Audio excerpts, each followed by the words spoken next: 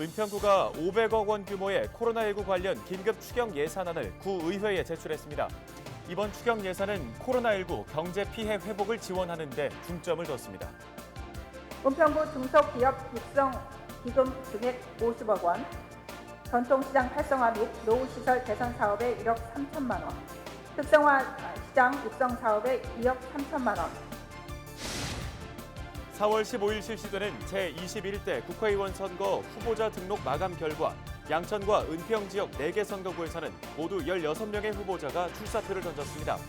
이번 총선에서 지역구 평균 경쟁률은 4.4대 1입니다. 서울시가 재난긴급 생활비를 신청받습니다. 신청은 온라인 오부제 방식으로 출생연도 끝자리별로 정해진 요일에 서울시 홈페이지를 통해 접수할 수 있습니다.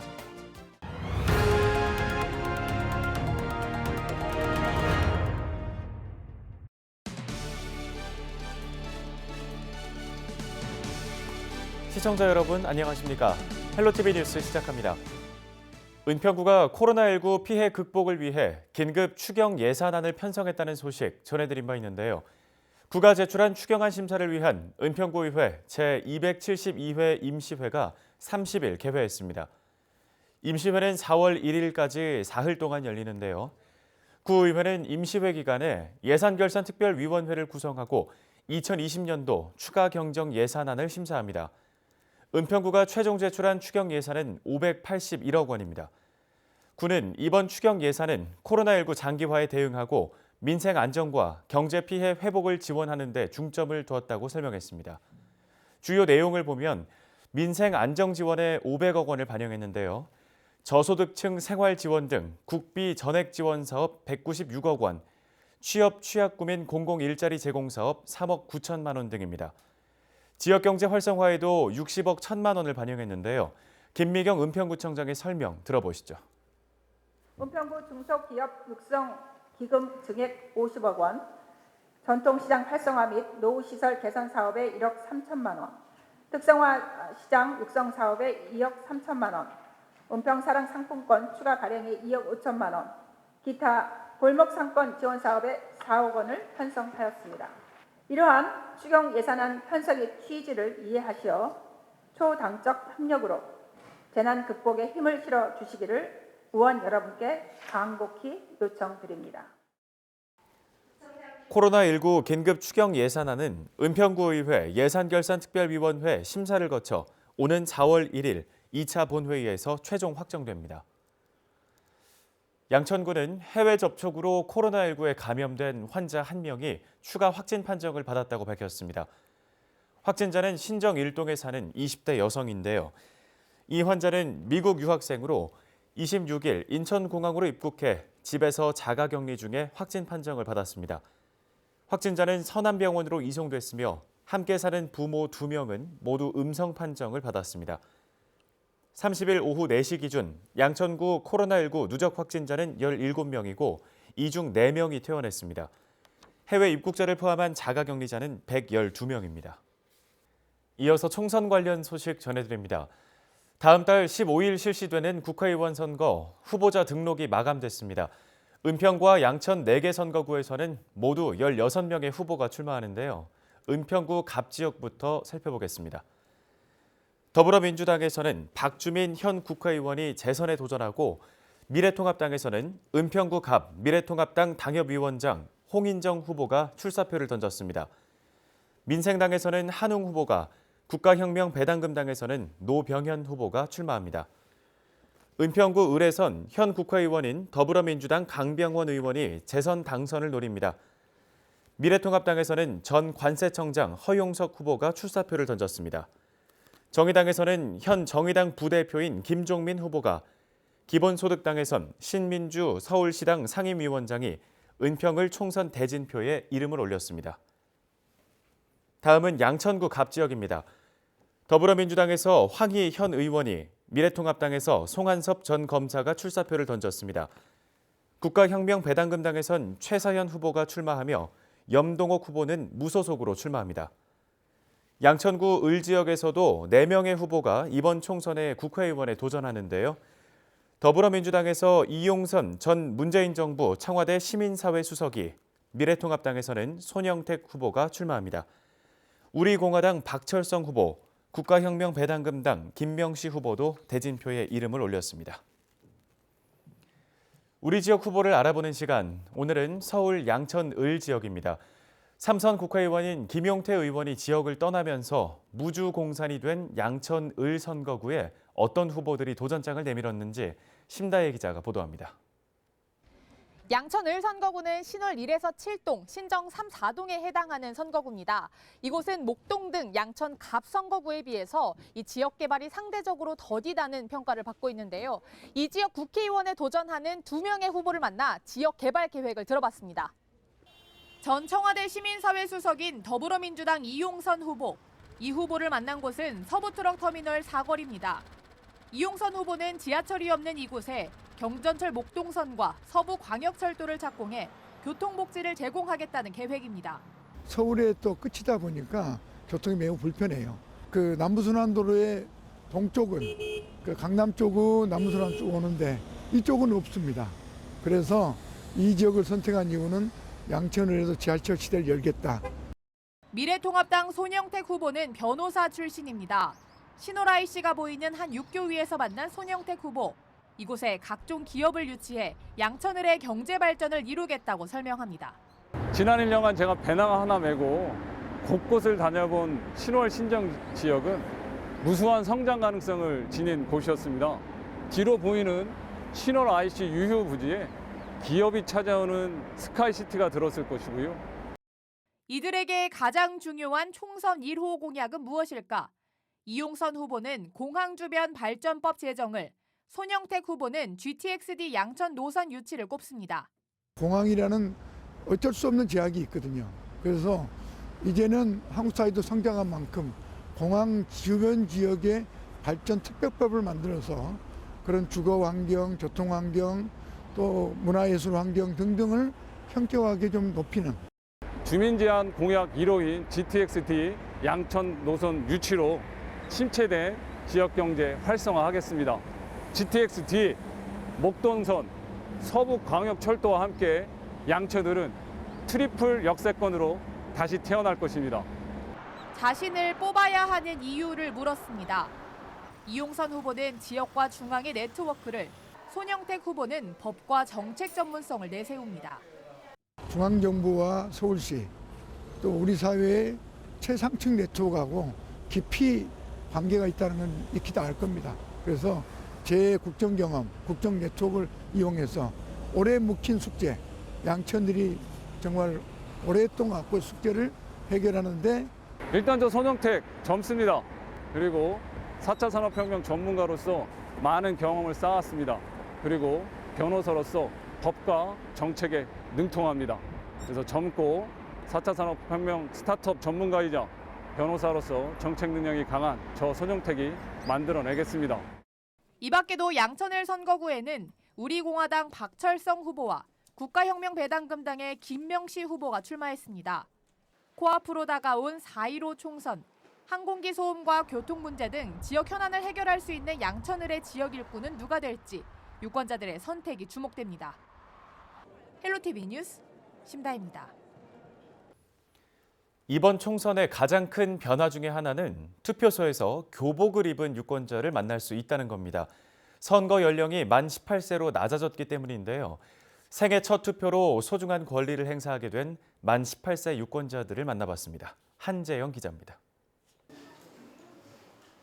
올해부터 선거 연령이 만 18세로 낮아지면서 54만 명의 새로운 유권자가 생겼습니다.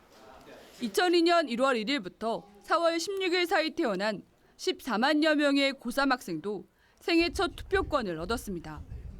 어른들의 일로만 여겨지던 낯선 선거지만 청소년 유권자들은 첫 투표 참여에 기분 좋은 긴장과 기대를 갖고 있습니다.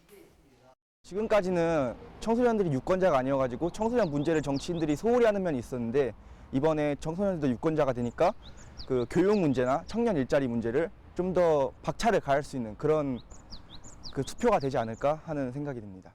처음 투표를 하고 어떻게 해야지 좋은 사람을 뽑을지도 고민이 많이 되고요.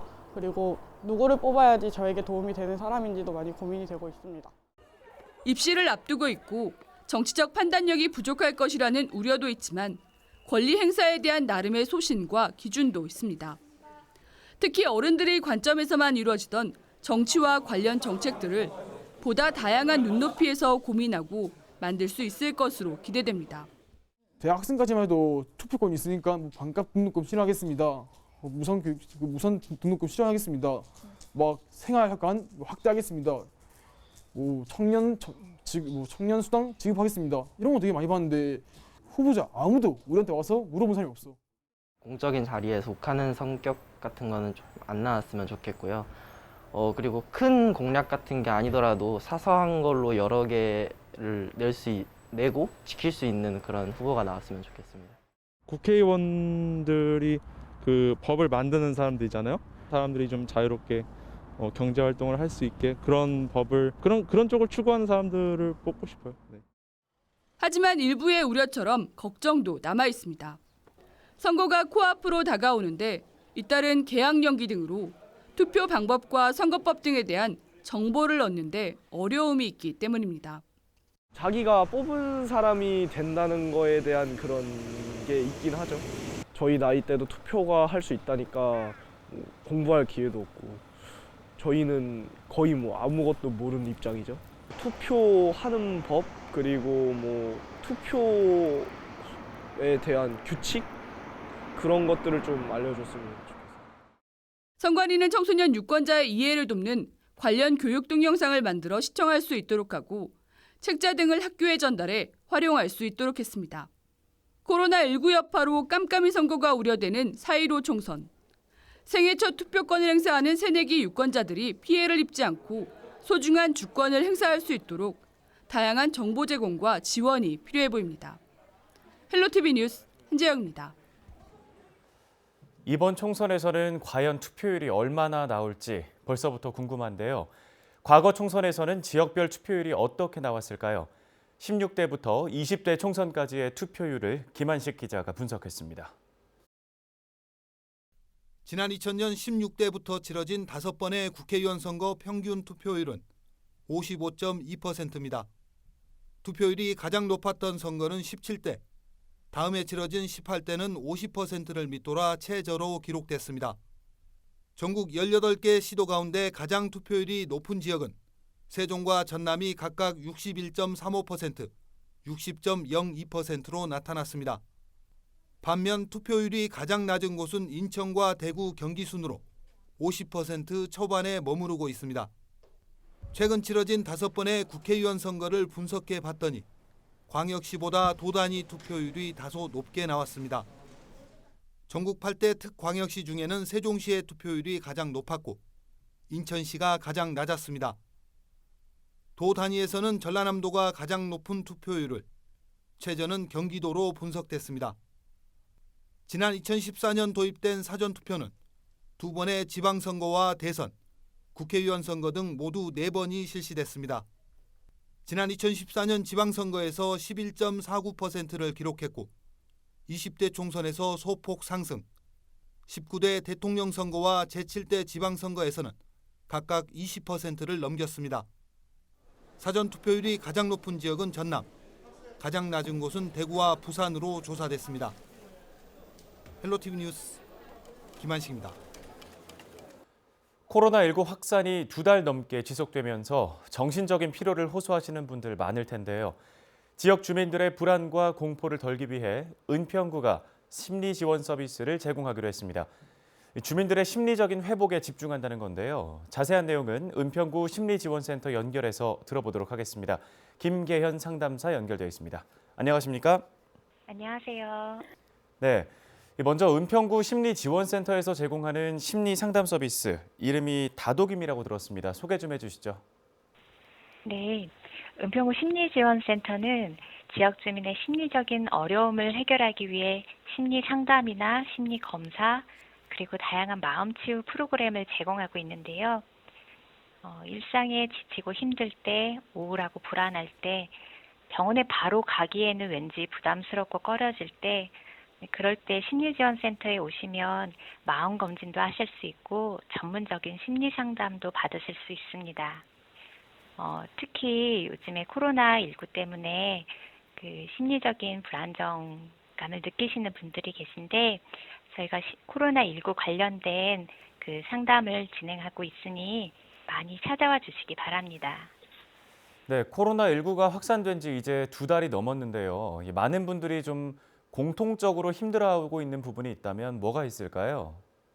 우선 불안감을 많이 느끼시는 것 같아요. 예, 아침에 일어났는데 목이 좀 근질근질하고 열도 좀 있는 것 같고 혹시 나 코로나에 감염되지 않았을까? 이런 불안감을 느낄 수도 있겠고요. 또 자영업이나 프리랜서이신 분들은 경제적인 손실 때문에 생계에 대한 불안감을 느낄 수도 있을 것 같습니다. 또 아이들이 있는 집에서는 학교나 유치원이 휴원하면서 가정 돌봄에 어려움이 있을 수도 있고요.